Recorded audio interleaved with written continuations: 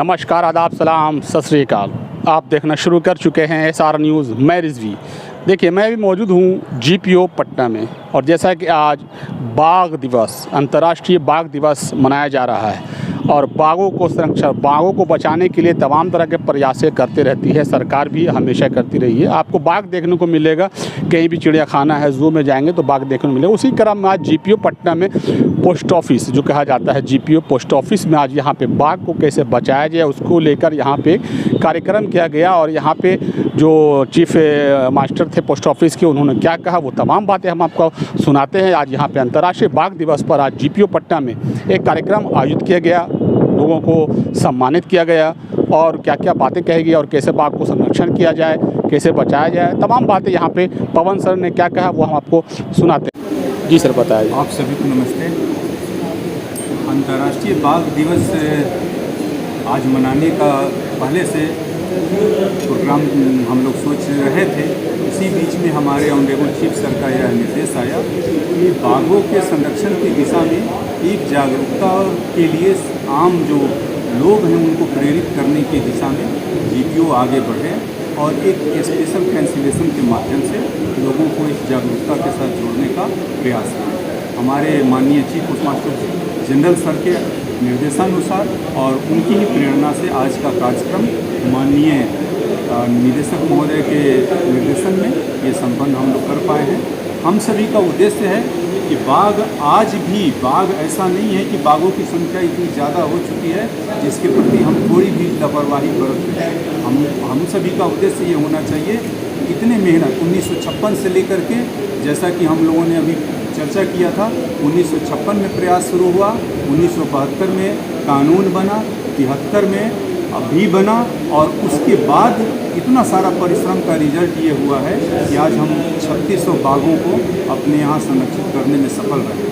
तो हमारा यह प्रयास सतत जारी रहना चाहिए, और जो हमारा यह प्रयास होना चाहिए कि आज जो हम लोग 75% के विश्व के स्तर पे जो आंकड़ा को पहुँच पाए हैं उससे भी आगे हम जाएँ। तो यही आप सभी से प्रार्थना है, इस मामले को, इतने संवेदनशील मामले को, और इसी क्रम में जैसा कि सर ने जिक्र किया कि जिस तरह से महान अशोक का हृदय परिवर्तन हुआ था, तो हमारे ऐसे बहुत सारे जो शिकार करने वाले लोग थे वो अचानक से उनके अंदर भी मानवीय प्रेरणा जागृत हुई, और उसी पटकथा में वो बाघों को संरक्षण देना प्रारंभ किया।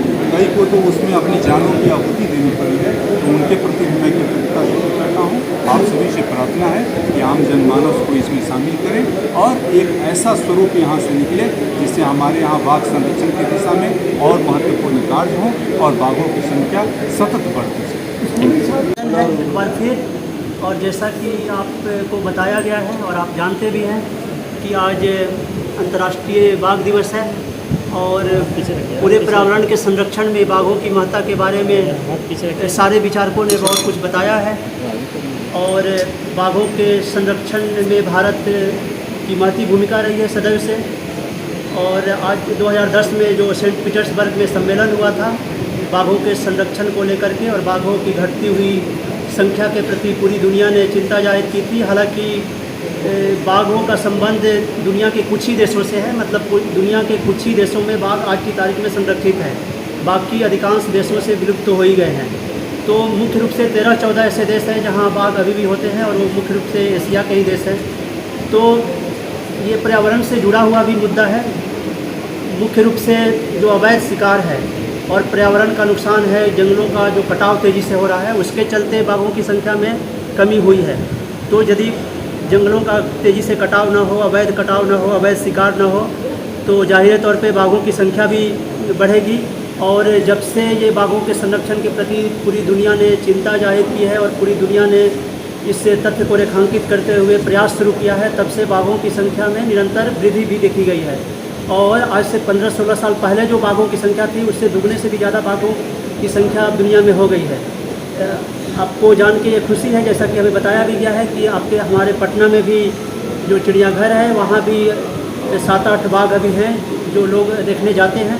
तो बाघों के संरक्षण की आवश्यकता है। डाक विभाग अपने दैनंदिन कार्यों को निपटाने के साथ हमारे जो माननीय चीफ सर हैं उनके निर्देशानुसार इस तरह के जो पर्यावरण से संबंधित मुद्दे हों, चाहे वो समाज से संबंधित मुद्दे हों, चाहे वो धर्म से संबंधित मुद्दे हों, चाहे वो अध्यात्म से संबंधित मुद्दे हों, उन मुद्दों पर भी अपना ध्यान आकृष्ट करता रहता है और अपने तरीके से, जो एक विशेष तरीका है फिलेटली के रूप में जो हमें साधन मिला है, जो हम लोग विभिन्न अवसरों पर विशेष आवरण जारी करते हैं, स्पेशल कैंसिलेशन होता है, कई बार डाक टिकट जारी करते हैं, तो इन तरीकों का सहारा लेते हुए इन माध्यमों से माननीय चीफ सर के निर्देशानुसार हम लोग ये कार्य करते रहते हैं। आज वो स्वयं यहाँ